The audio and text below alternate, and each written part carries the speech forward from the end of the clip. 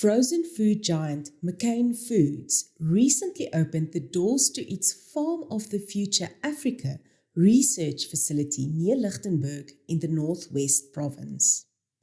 This facility will conduct research on regenerative agricultural practices where an ecosystem-based approach to farming will be performed. The company hopes that the knowledge gained from these premises will enhance farm resilience, yield, and quality by improving soil health and biodiversity and reducing the impact of synthetic inputs. McCain launched its first Farm of the Future in 2020 in Canada, which is also the country where its headquarters are based. The company wants to launch a third regenerative agriculture facility by 2025. We're now talking to Charlie Angelikos, the Vice President of Global External Affairs and Sustainability at McCain Foods. Charlie, why did McCain decide to open its Farm of the Future Africa premises in South Africa and in the Northwest in particular? So we've made a commitment globally to have 3 farms of the future where we will be testing regenerative agriculture techniques so that we can export those techniques to our growers around the world. We have done that because we did a climate study that told us that there was an urgent need for us to change the way we farm to help mitigate climate change. Specific to South Africa, we chose South Africa for a variety of reasons. One, the climate here is conducive to a 4-season growing operation, and we're going to be able to export those best practices to Australia, New Zealand, and Latin America. So we'll start a best practice exchange with growers and farmers, not just in South Africa, but in those regions where we have very similar growing issues. The other reason why we chose South Africa is through our climate study, we know that we have an urgent need here over time based on climate and the effects of climate change in South Africa and Africa writ large. So we do know that with the techniques that we're trialing there, we're going to be able to mitigate climate change and at the same time help our farmers and growers increase their yield to make their farms more sustainable for the future. The Northwest's MEC for Agriculture and Rural Development, Despo Mohono, also attended the event. MEC, won't you please tell us what it means for agriculture and the province as a whole to have a research facility of this caliber open its doors in the Northwest? Thank you very much. You would understand that the world is evolving. The way we're doing things many years ago is no longer the same.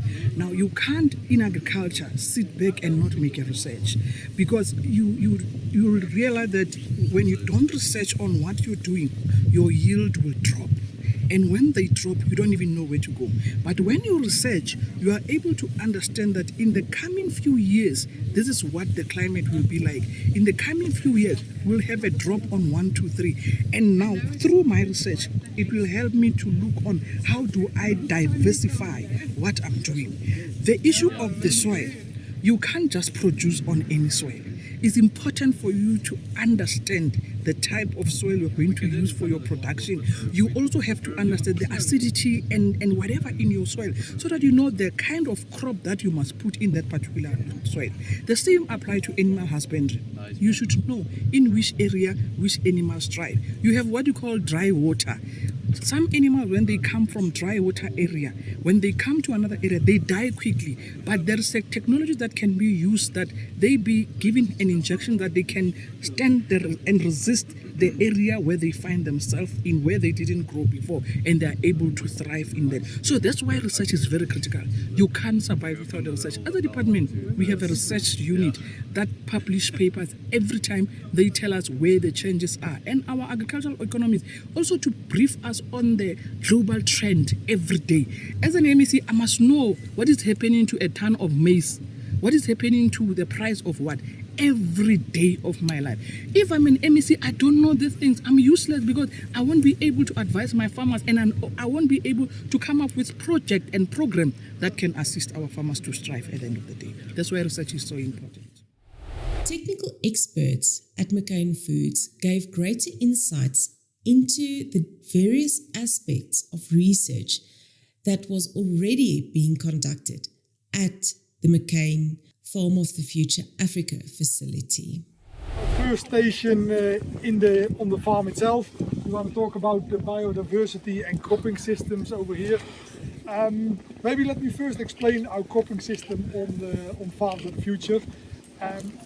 Our goal is to get as long as possible living plants on the surface. So we try year round to have living plants in the surface. It's not always possible, but we try to get as good as possible. Get as much as possible residue cover or crop cover on your field to stop erosion, wind erosion, water erosion, protect your soil also against the temperature fluctuation. So then we start thinking, and of course there must cover crops are green manures are very good for that, but they don't pay you directly, or I must still pay all the staff as well. So we need to get some income also. So we made a good mix between cash crops and cover crops, and of course potatoes, as McCain, is our main crop. So we worked out a rotation, one in every 4th year we plant potatoes, followed by maize, soybeans and wheat. So the cereal crops is typically cereal crops that growers here in Northwest and South Africa grow as well. So then in between the rotation goes like that. We do potatoes. Well, actually before potatoes we start with a fodder radish, which is specifically bred to reduce nematodes, but we'll talk about that on the next station. So green manure, potatoes. This field had potatoes on it.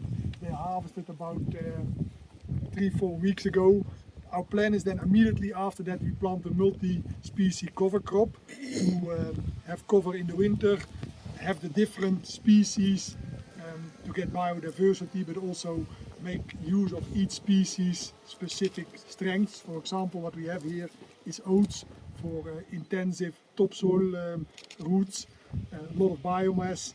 Then we have veg and lupin in there, which have the ability to bind nitrogen. Plus the last two things are a bit of mustard and radish. Make use of their strong taproot to break to root the soil deeply. And we have a bit of phacelia in here to act like a pollinator for insects. So unfortunately, because of we starting up a new farm, we didn't have everything in time. So you must look very careful to see them. But within a month's time, this will be a lush green field. And our idea is that we graze somewhere in June with cattle, and later on October we plant maize. We will plant the maize no-till directly into the stubble that's left over. So then you got maize as your second crop.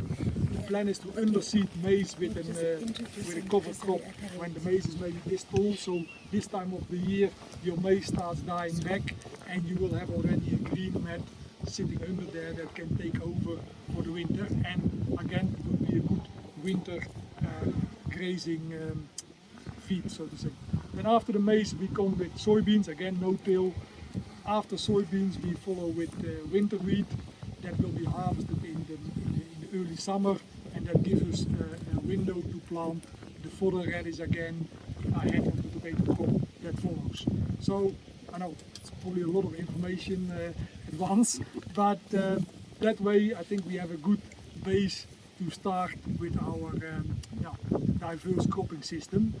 And we are still learning ourselves. So we come up with this mix because speaking to some experts in this matter, they say, okay, let's try this, let's try that. We give them our requirements and we come together. But maybe next year we try some different mixes. So that is, we're starting up here.